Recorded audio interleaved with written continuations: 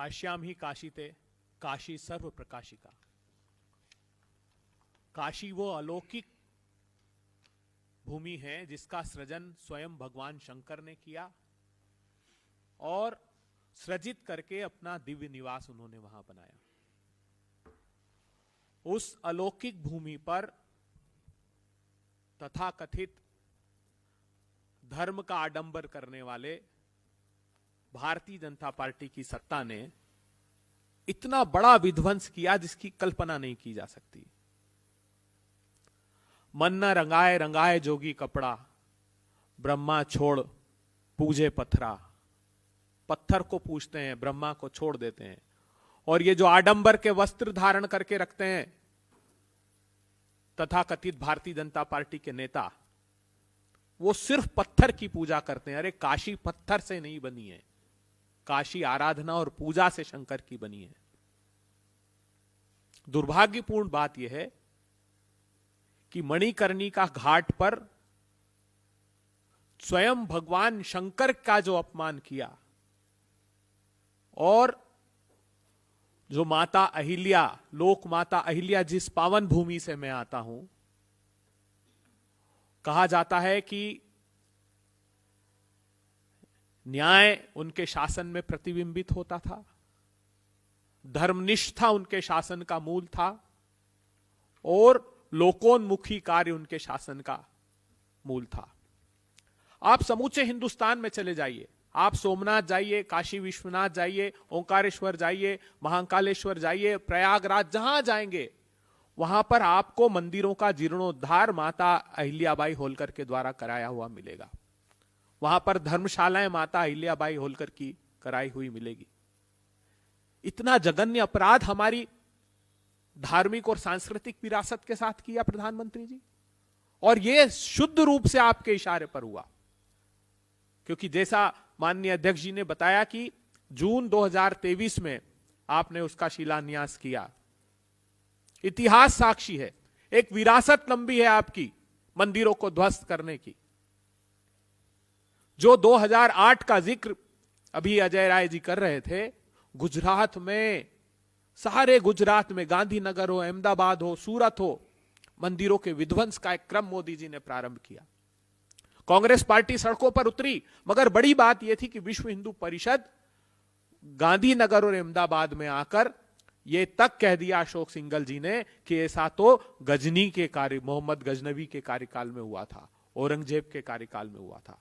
मतलब इस सत्ता को विश्व हिंदू परिषद ने उसकी उपमा दी।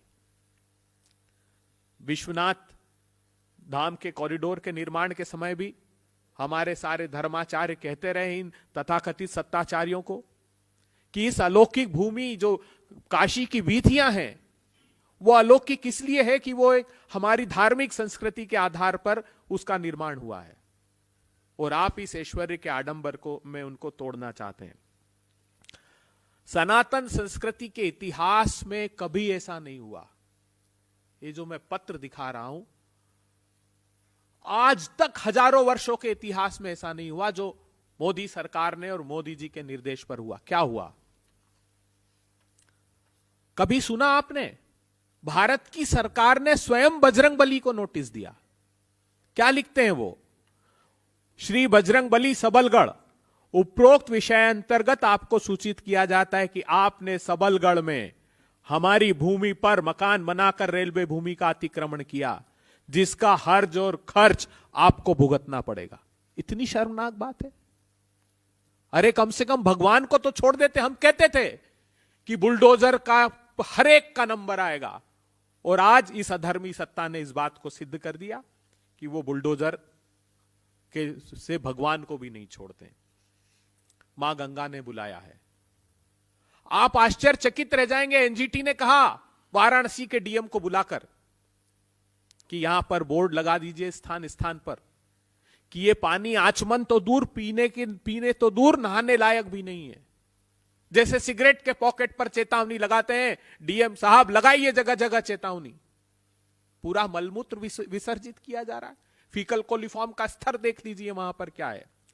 और अहिल्या ट्रस्ट, मेरी माता अहिल्या, जिस भूमि से मैं आता हूं, वहां की रज को अपने मस्तक पर लगाकर लोग अपना दिन प्रारंभ करते हैं, क्योंकि उनकी चरण रज इतनी पवित्र थी कि उनकी शासन की शुचिता को हम आत्मसात कर सके, इसलिए हम ऐसा आचरण करते। वो खुद उनके परिजन गए वहां और उन्होंने कहा यह पत्र देकर कि शासन नहीं कर सकता, भारतीय जनता पार्टी की सरकार नहीं कर सकती, तो इन मूर्तियों को हमको दे दीजिए, शिवलिंगों को, मां अहिल्या की मूर्तियों को दे दीजिए, हम उसकी देखभाल कर लेंगे।